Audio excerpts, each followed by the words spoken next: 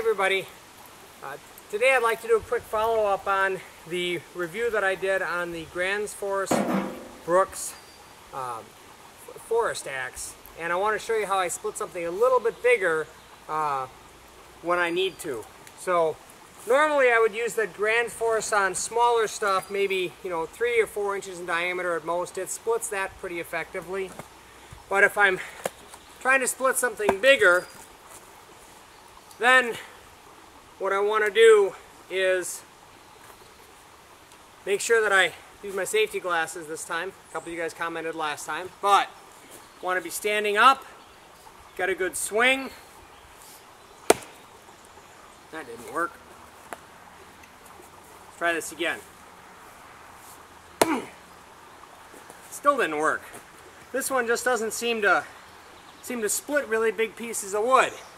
Here, Dad, how about you use the right tool for the job? Oh, okay, well, thanks to my ever smart cameraman, reminding me that this is not a splitting axe, and I'll show you why in a minute. This, however, is a splitting axe. This is the Gransfors Bruks splitting axe, and it's got a 3.5 pound head and a 27-inch long handle, so you can generate a lot more force with it. I'll show you a comparison in a minute. But then if we're going to split with this axe, step back slightly, get a swing, and that is what a splitting axe does. It'll split small pieces, but it'll also very, very successfully split these larger pieces that are too large for the forest axe. And it splits them with some aggression. I don't know if you could see it, but both of those pieces flew about 4 or 5 feet out of the frame when I hit them. Now let me show you the difference between a splitting axe and the forest axe.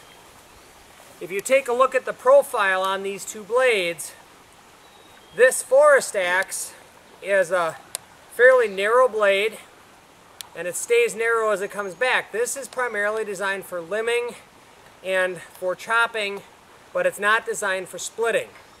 So it's got a narrow edge here, so it cuts real effectively.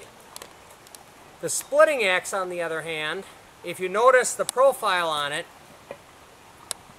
it starts at a sharp edge and it comes back here in a wedge, and that wedge is continuously accelerating. It's getting wider and wider and wider, and what that does is when you hit it, the wood with the leading edge, then it's going to force the wood apart almost explosively depending on what you're splitting.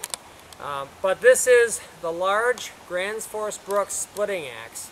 Another thing that I really like about this axe, and I've spent a lot of time with it, I've split a lot of wood with it, this metal collar that you have on here, the only head that I had to replace on this was because I was trying to split before I knew better with this axe. And when I would hit the wood with the leading edge of this handle, I smashed up the handle. With a splitting axe, it's got a metal collar on it, and that metal collar, even when you do hit the wood, you're not going to damage the handle. Now, as with pretty much anything from Gransfors Bruks, this is a very, very high quality piece of wood splitting equipment. It's hand forged. There's another video on YouTube where they actually give you a tour of the forging shop. The forger that does the axe head, actually puts their initials on the axe head. And I know that this one was forged by someone by the name of, I believe it was Tobias. But in the book that you get with your axe, it will tell you for those initials who forged your axe. They're that proud of their equipment, is that they put their initials on it.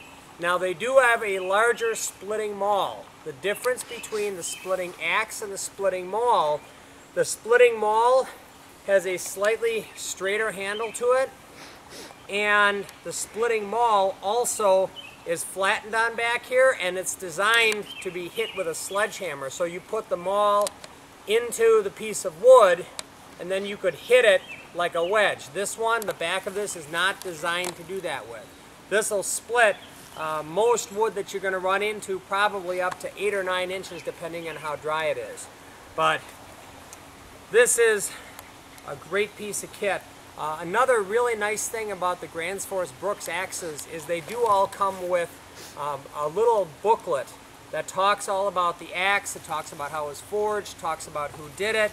It also talks about how to take care of the axe. Now, they are expensive axes. I found this one at a really good price and I paid 156 bucks for it. Never in my life would I have dreamt that I would spend 156 bucks on a splitting axe, but I will tell you right now, this thing has been worth every penny of what I spent for it. And honey, if you're watching this video, I only spent $52. For everybody else, 156 bucks. It comes with an axe sheath that you always want to keep on the blade, because these blades, when they come, they are razor sharp and you will cut yourself if you don't have that sheath in place. When they put the handle on the axe head, one thing that I really like about this is they don't have it flush with the top of the axe head. What they do is they actually push the handle through about 1/4 of an inch, then they put the wooden wedge into it, which flares the head out beyond the hole in the axe, and then they put the metal staple in here. This axe head is not going to go anywhere as long as I own this axe. Unless I do something to damage it, I'll pretty much guarantee you this axe head is not going to come loose. Matter of fact, I would be shocked if when I give this to my son, if it even comes loose for him. But this is an intergenerational type of an axe. I'm going to give this to my kids, and he'll probably give it to his kids. Hopefully people are still splitting wood that far into the future. But that's my review on the Gransfors Bruks splitting axe. This is a large splitting axe. They do have a small splitting axe, but this is a large one. It's a great tool. I buy them from a number of different stores out there, but that's my review. I hope you enjoyed the review. I hope you learned something. And if you did, please subscribe to the channel. Please favorite the video. Leave comments if you have them. I'll try to answer them right away. And above all, hey everybody, be safe. And hey, take your kids camping. Have a great day, everybody.